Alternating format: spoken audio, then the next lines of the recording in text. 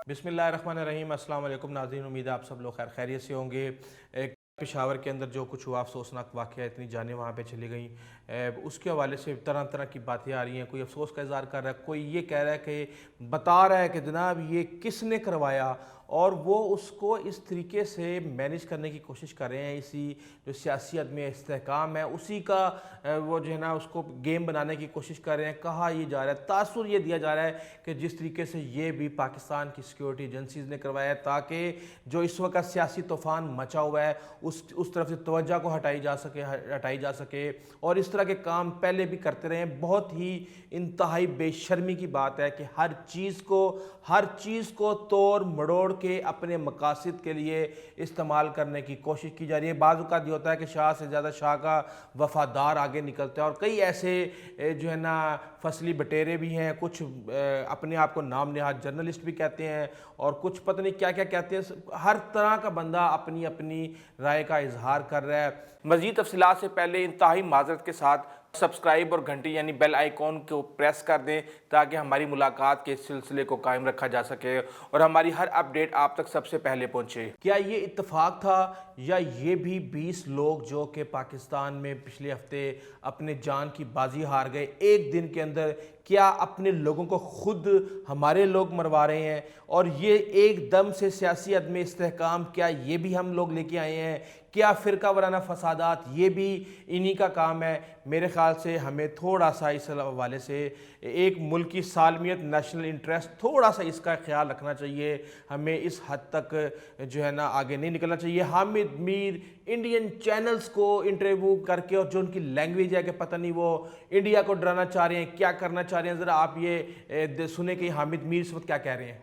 कश्मीर तक जाते हैं तो ये F-16 प्लेन गए, फिर वापस आए, फिर गए, उन्होंने 3-4 चक्कर लगाए। इसकी वजह से काफ़ी खौफ व हरास फैल गया। आसपास के लोग जो हैं वो घरों से बाहर निकल आए और देखने लगे कि ये आसमान पे क्या हो रहा है। फिर हमने कुछ डिफेंस सोर्सेज को फ़ोन करके पूछा ये क्या हो रहा है, तो उन्होंने कहा जी ये कोई वॉर एक्सरसाइज हो रही है, रात के वक्त ऑपरेशंस की कोई तैयारी की जा रही है। तो उसके लिए जो इस्लामाबाद और पेशावर के दरमियान मोटरवे है उसको भी बंद किया गया, और उसको एक ऑल्टरनेटिव रनवे के तौर पे इस्तेमाल किया जा रहा है। तो उसकी वजह से एक काफ़ी ऐसा लग रहा है कि शायद वॉर एक्सरसाइज हो रही है, लेकिन आई पर्सनली थिंक कि ये जंग वंग नहीं होनी चाहिए, और ये हम गलत कर रहे हैं। जो भी ज्वाइंट फ्लाइंग के जरिए लोगों को डराया नहीं है, पता नहीं वो इंडिया को डरा रहे हैं या अपने आप को डरा रहे हैं, मुझे नहीं पता, लेकिन ये बहुत खौफनाक। ये बता रहा हूँ कि ये कामरा एयरबेस और मोटरवे के करीब से ये जहाज जो हैं विमान उड़े, और इस्लामाबाद से 2-3 चक्कर लगा के ये कश्मीर की। आपने देखा कि किस तरीके से हामिद मीर किस टोन के अंदर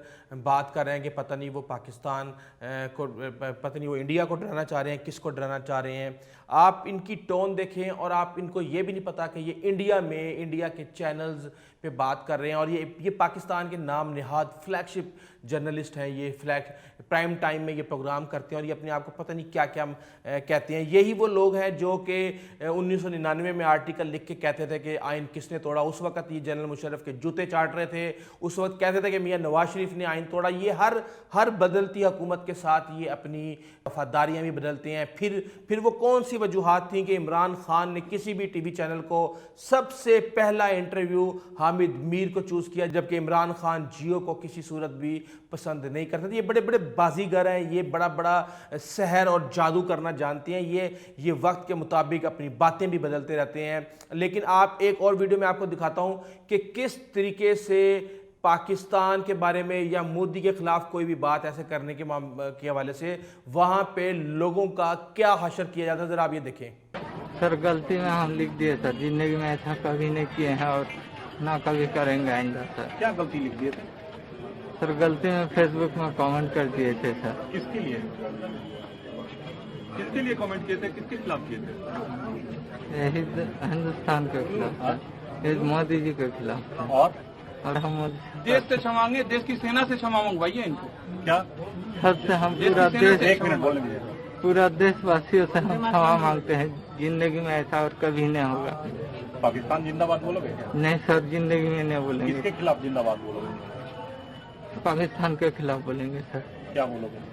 पाकिस्तान मुर्दाबाद बोलेंगे सर।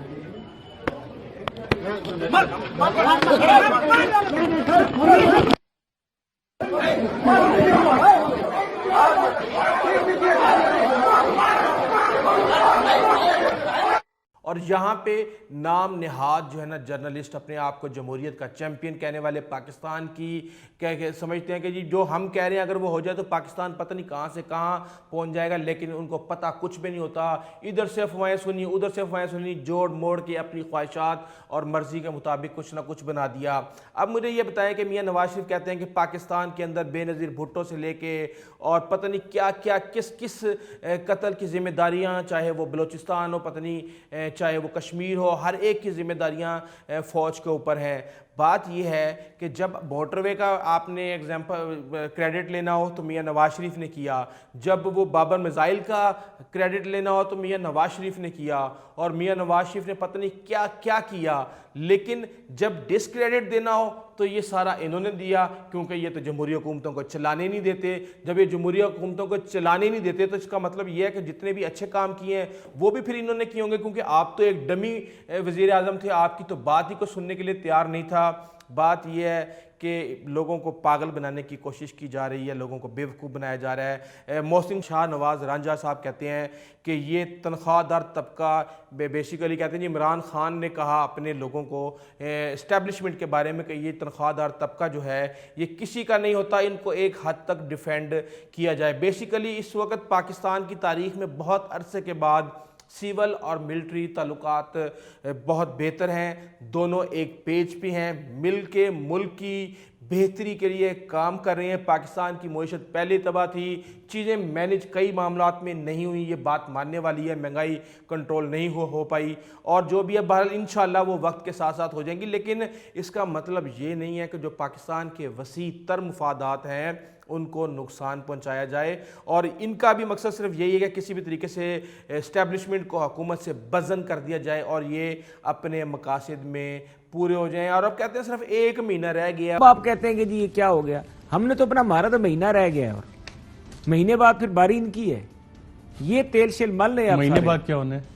بس انشاءاللہ تعالیٰ سیٹی ہم نے ماری ہے نا پارلیمنٹ میں۔ اور ساتھ میں یہ بھی کہتے ہیں کہ جی کوئی بھی بیرونی مداخلت نہیں ہے پی ڈی ایم کے پیچھے۔ وہ 1 مہینہ میں آپ کو اپنی جو ہے نا ویڈیو میں آپ کو بتاؤں گا کہ کیا کون سا 1 مہینہ ہے، کیوں یہ جو ہے نا انتظار کر رہے ہیں 1 مہینے کو، اور اس 1 مہینے کے اندر کیا ایسی طوفان آنے والا ہے۔ اب بات کرتے ہیں سعودی عرب کی۔ سعودی عرب پاکستان سے دشمنی میں بہت آگے جا چکا ہے۔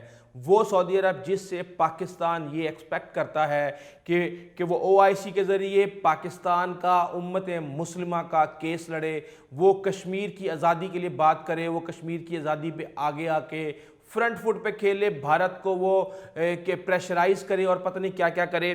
جب وہ معاملہ ہوا تھا تو اس وقت جو کہ سفیر ہیں پاکستان میں رہ چکے ہیں سعودی عرب کے، وہ وہاں پہ بیٹھ کے لکھ رہے ہوتے تھے کہ جناب یہ جو ہم انویسٹمنٹ کر رہے ہیں بھارت کے اندر، جو ان کے 10 لاکھ لوگ وہاں پہ بھارتی سعودی عرب میں کام کر رہے ہیں، اس کو ہم پاکستان کے مفادات کے لیے بھی تو استعمال کر سکتے ہیں۔ تو جناب اب انہوں نے یہ کیا ہے کہ G20 کی، آپ کو پتہ ہے کہ 22 نومبر کے بعد سعودی عرب اس کی سربراہی کرنے جا رہا ہے، اور اس کو سیلیبریٹ کرنے کے لیے ایک 20 جو ہے ریال کا نوٹ نکالا گیا ہے۔ اس 20 ریال کے نوٹ کی بیک سائڈ پہ دنیا کا نقشہ بنایا گیا ہے، اور اس نقشے کے اندر جب پاکستان کا نقشہ بنایا گیا ہے تو پاکستان، کشمیر، گلگت بلتستان کے درمیان میں بارڈر بنا دیا گیا ہے، اور اس کو ایک آزاد علاقہ شو کر دیا گیا ہے۔